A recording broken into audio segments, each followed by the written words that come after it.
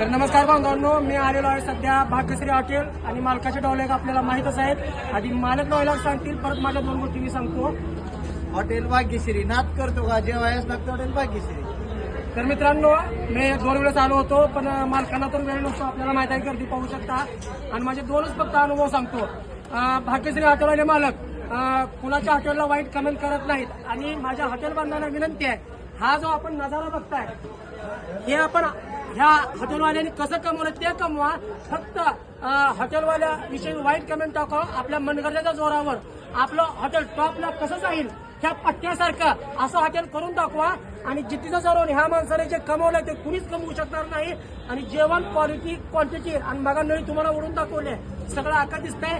तिकडं मालकांना सुद्धा विचारा, मला जेवणाची क्वालिटी कशी आहे सांगा. पर्यावरण आलोय, फक्त जेवण करण्यासाठी आलो. आणि मित्रांनो, मालकाचा स्वभाव सरळ शांत आणि आपल्या सगळ्यांना माहित असेल. प्लीज कृपया, आता मी का हॉटेलला या म्हणत नाही, कारण मालकाकडे ओळख सर्वांची आहे. आणि माझा आताचा अनुभव सांगतो, मला 2 वेळेस मी शर्मा मागितला, 1च मिनिट उशीर झाला तर त्यांनी आपल्या कामगार लोकांना 2दा रागावलं. कामगारही म्हणत नाही, ते कामगार सुद्धा यांच्या जेवाभावाची माणसं आहेत.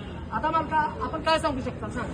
काय नाही, quality quantity hotel Bhagyashri, Tuljapur taluka, Dharashiv जिल्ह्यात टॉपचा हिशोब म्हणलं तरी एकच हॉटेल भाग्यश्री. नाद नाद करतो काय जेवायच हॉटेल भाग्यश्री. धन्यवाद.